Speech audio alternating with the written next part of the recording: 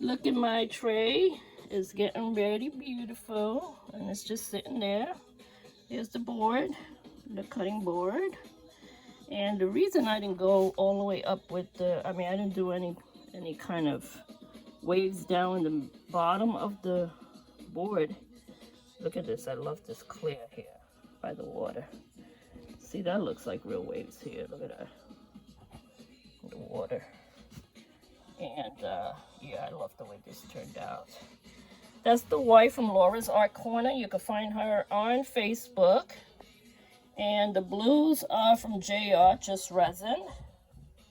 That green, the blue is Okinawa eye candy, Okinawa blue.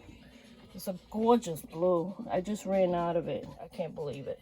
But anyways, eye candy is on Instagram. I think they also on Facebook. I don't know. A lot of these people on Facebook, you could get all these colors on Facebook.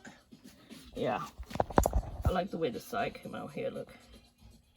It's like see-through, and then you see the waves in there. And then these waves up here too.